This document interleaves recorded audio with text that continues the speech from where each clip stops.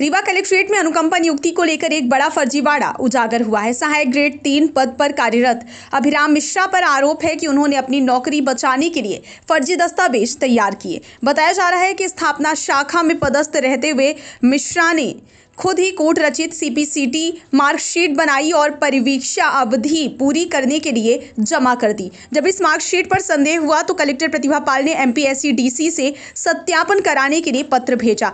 जवाब में डाक और ईमेल से यह पुष्टि हुई कि अभिराम मिश्रा की मार्कशीट फर्जी है और वह परीक्षा में फेल हुए थे।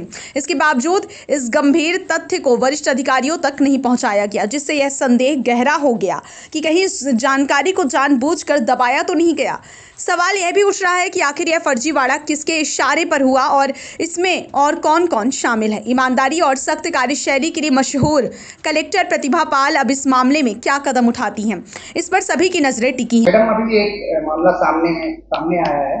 एक ग्रेड 3 के कर्मचारी हैं अभिराम मिश्रा, फर्जी मार्कशीट प्रमाण पत्र लगाने का मामला सीपीसीटी है, उसको लेकर आपने जांच के लिए भी भेजा था।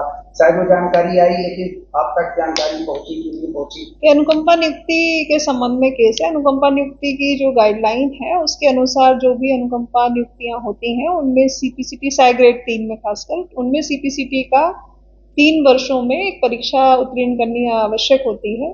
और यदि आवेदक कंप्लेन कर अपने यहाँ आवेदन करता है तो उस अवधि को 1 वर्ष और बढ़ाए जाने के नियम है।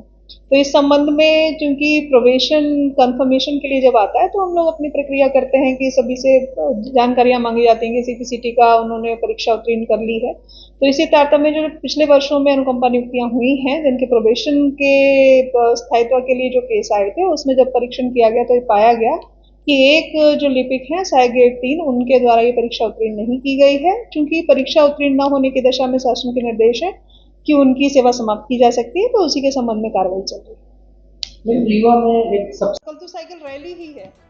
कल तो सवेरे 9 बजे से रहेगी साइकिल रैली, तो उसमें सभी लोग भाग लेंगे, तो सभी अधिकारी लोग भी रहेंगे और भी सभी लोग रहेंगे। बाकी सरकार तो आह्वान है ही, स्वैच्छिक है, तो अधिकतर लोग प्रयास करेंगे कि आएंगे।